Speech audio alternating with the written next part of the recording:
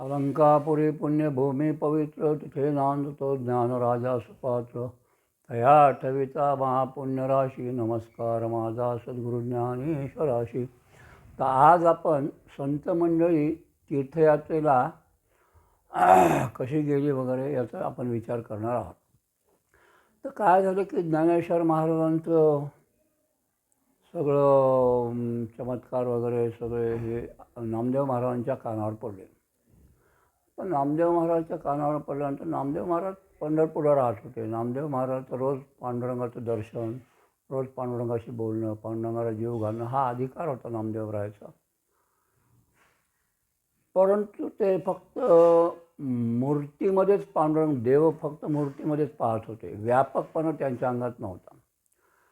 पण ते सगळे यांचं चरित्र वगैरे ऐकल्यानंतर, यांची कीर्ती त्यांच्या कानावर गेल्यानंतर नामदेव महाराज ज्ञानेश्वर महाराजच्या भेटीला आले सिद्धबेटावर. सिद्धबेटावर आल्यानंतर काय झालं की तिथं ज्ञानेश्वर महाराज, निवृत्तीनाथ महाराज, सोपान काका, मुक्ताबाई हे सगळे होते. गोरोबा काका पण होते. बरेच संत मंडळी जमले होते. तर नामदेव महाराज आल्यानंतर निवृत्तीनाथ महाराजांनी सांगितलं की निवृत्तीनाथ महाराज आधी पाया पडले. तर नामदेव महाराजांचा थोडासा अहंकार होता. नामदेव महाराजांना अहंकार म्हणजे असं टाईट होते ते. त्यांनी काही अशी नम्रता तेवढी दाखवली नाही किंवा पुन्हा पाया पडण्याचं हे दाखवलं नाही.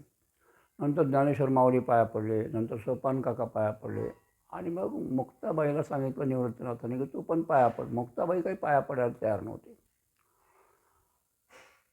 2-4दा सांगितलं निवृत्तीनाथ महाराजांनी, अगं यांना पांडुरंग प्रसन्न आहे, ते रोज देवाच्या शेजारी राहतात, देवाला रोज जीव घालतात वगैरे वगैरे असं सगळं सांगितलं. तरी पण मुक्ताबाई नामदेवरायांच्या पाया पडायला तयार नाही. ते म्हणजे का निवृत्तीनाथ महाराज म्हणजे का पाडत नाही तो पाया नामदेवरायाच्या? तो भक्त आहेत, पांडुरंगाचे निश्चिम भक्त आहेत ते. मुक्ताबाई म्हणजे अखंड दयाला देवाचा शेजार, काहो अहंकार नाही गेला आणि असं म्हणून ती तडतड करत निघून गेली.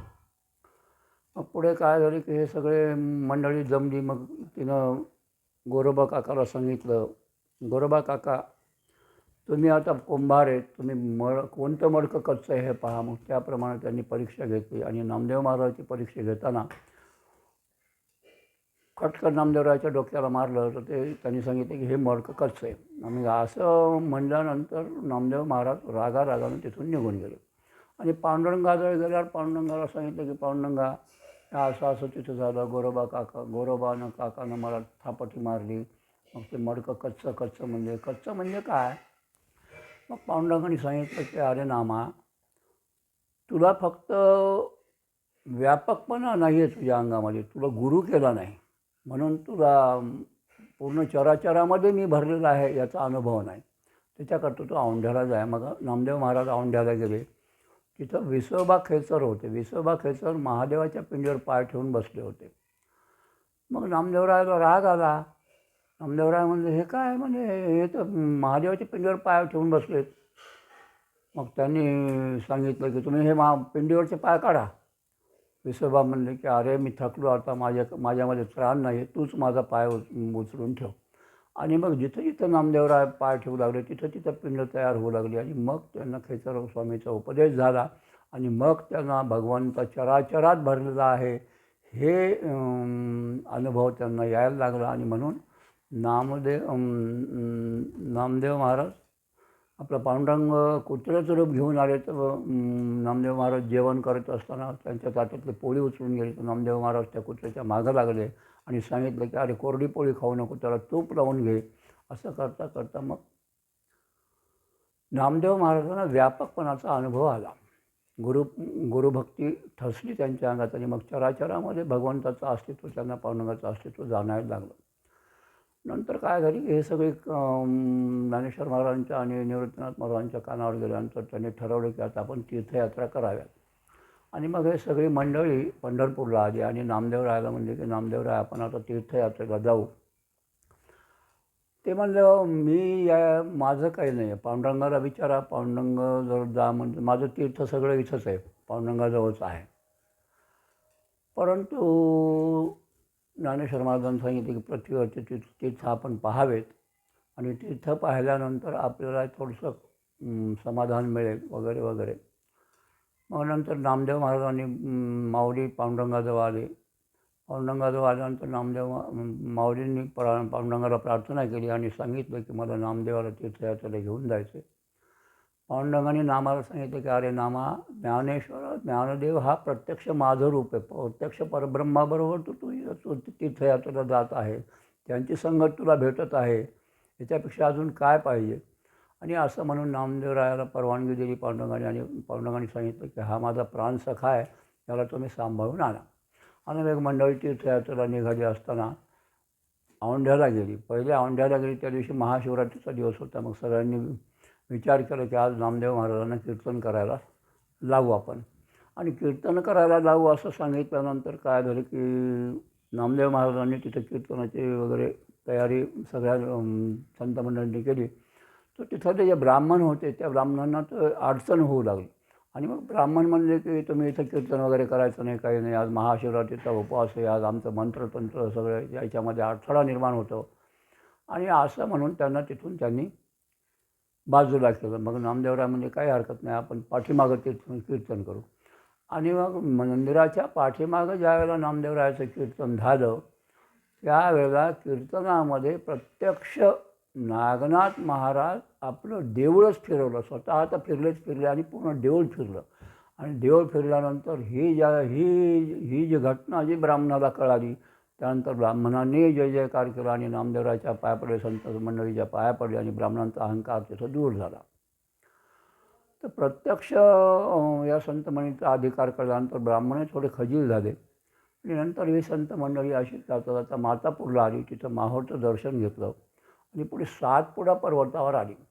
त्या सातपुडा पर्वताच्या रांगेमध्ये हरपाल नावाचा एक वाटमरू होता, भक्त होता. तो येणारा जाणाराची वाट मारत असे, येणारा जाणाराची चोरी करत असे. पण त्याची भक्ती अशी होती की जो येणारा माणूस एखादा तिथून आला की त्याला विचारायचा, तो पंढरपूरची एकादशी करतो का, तो या गळ्यात माळ आहे का, तो भजन करतो का, तो पांडुरंगाचं दर्शन घेतो का वगैरे, हे सगळं विचारायचं. आणि ते जर नाही म्हणलं तर मग त्याचं धन लुटायचा आणि ते सत्कर्मी संतागिंताला किंवा अतिथीला सगळ्यांना जीव घालायचा. त्या धनाचा उपयोग तो संसारामध्ये करत नव्हता. असं करता करता काय झालं की त्याच्या कानावर आले की आता ही सगळी तीर्थमंडळी आलेली आहे आणि ते सगळे संत मंडळी आलेली आहे, त्या संतांची भेट आपण घ्यावी. मग संतांची भेट झाली सगळ्यांची. ज्ञानेश्वर महाराज, नामदेव महाराज, जगन्मित्र, निवृत्तीनाथ महाराज, सोपान काका, मुक्ताबाई, हे सगळ्यांची भेट झाल्यावर सगळ्यांना त्यांनी घरी नेलं आणि त्यांना सांगितलं की तुम्ही आपलं स्नान संध्या वगैरे सगळं आटपा, तोपर्यंत मी सामुग्री घेऊन येतो, तुम्ही जेवल्याशिवाय इथून जायचं नाही. त्याला खूप आनंद झाला, कारण तो पांडुरंगाचा निस्सीम भक्त होता. मग तो गेला. बायकोनं सांगितलं की तुम्ही काहीतरी सामुग्री घेऊन या, मी तोपर्यंत स्वयंपाकाची तयारी वगैरे करते. आणि मग हरपाल गेला तिथं, तर तिथं कोणीच यायला तयार नाही. दुपार झाली, 4 वाजले. पांडुरंगाला वाटलं आता आपण जर नाही गेलो तर ही संत मंडळी सगळी उपाशी राहील. म्हणून पांडुरंगाने एका शेडजीचं आणि रुक्मिणी मातेने एका शेठाणीचं रूप घेतलं आणि हे बैलजोडीमध्ये हे येऊ लागले. त्यांच्या घरावर भरगच्च दागिने वगैरे हे ते सगळं होतं. तर रुक्मिणी माता प्रत्यक्ष लक्ष्मीचा अवतार असल्यामुळे तिने सगळे दागिने वगैरे परिधान केले होते. आणि मग त्या हरपालानं त्यांची दमनी अडवली. अडवल्यानंतर त्यांना विचारलं, तुम्ही पंढरीची वारी करता का? ते म्हणे नाही. तुम्ही तुमच्या घरात माळ आहे का? नाही. तुम्ही एकादशी व्रत करता का? नाही. तुम्ही संत मंडळीला भजता का? नाही. हे असं म्हणल्यानंतर पांडुरंगाला धरलं आणि खाली पाडलं आणि त्यांचं सगळं लुटलं. आणि लुटून ते सगळं सामान घेऊन गेला आणि सामानाची सगळी शिदोरी वगैरे बायकोला नेऊन दिली. इकडे रुक्मिणी माता पांडुरंगाला म्हणते, पांडुरंगा तुम्ही प्रत्यक्ष परब्रह्मन, तुम्ही या हरपालाचा मार खाल्ला. ती म्हणजे काय करू मी आता, मला सांग, मी जर मार खाल्ला नसतं तर यानं मला लुटलं नसतं आणि लुटलं नसतं तर माझी संत मंडळी सगळी उपाशी गेली असते. आणि असं झाल्यानंतर सगळं स्वयंपाक वगैरे झाला, सगळी संत मंडळी जेवायला बसली. जेवण वगैरे झाल्यानंतर पुन्हा हे पांडुरंग आणि रुक्मिणी माता, शेठजीचं आणि शेठाणी हे दोघं तिथं आले. आणि तिथं आल्यानंतर या सगळ्या संत मंडळीला हे ओळखू आले. म्हणून ते सगळे पांडुरंगाच्या आणि रुक्मिणी मातेच्या पाया पडले. पाया पडल्यानंतर हरपाल म्हणाले, अहो तुम्ही यांच्या कशाला पाया पडले, यांच्यात लुटून मी धन आणलेलं आहे, सगळं यांनाच लुटलेलं आहे. आणि असं म्हणून त्यांनी हरपालाला सांगितलं, अरे हरपाला, हे प्रत्यक्ष परब्रह्म, हे प्रत्यक्ष पांडुरंग आहेत, ही रुक्मिणी माता आहे. आणि मग हरिपालाच्या डोक्यात प्रकाश पडला आणि मग पांडुरंगानं स्वतः आपलं रूप पालटून टाकलं आणि पांडुरंगाने रुक्मिणी मातेचं रूप घेतलं आणि मग पाया पडले हरपाल पांडुरंगाच्या आणि रुक्मिणी मातेच्या, क्षमा करा म्हणले देवा, माझ्याच्यानं फार मोठी चूक झाली. तर म्हणजे नाही रे, तुला जर मला मारलं नसतं, तुला जर काही सापडलं नसतं, तर तू संत मंडळीला उपाशी पाठवलं असतं आणि माझी संत मंडळी उपाशी गेली, मला चालणार नाही. असं म्हणून मग ज्ञानेश्वर माऊली निवृत्तीनाथ महाराजांनी सांगितले की हरपाला, तर तू हे वाटपाड्याचा धंदा सोडून दे आणि आमच्याबरोबर तीर्थयात्रेला चाल. अशा प्रकारे हा चमत्कार, त्यांच्या तीर्थयात्रेमध्ये बरेच चमत्कार घडलेले आहेत. तीर्थयात्रा प्रकरण फार मोठं आहे. हळूहळू आपण पुढचा चमत्कार सांगूया. पुंडलिक वरदे हरी विठ्ठल श्री ज्ञानदेव तुकाराम पंढरीनाथ भगवान की जय. माऊली ज्ञानेश्वर महाराज की जय. संत नामदेव महाराज की जय. तुकाराम महाराज.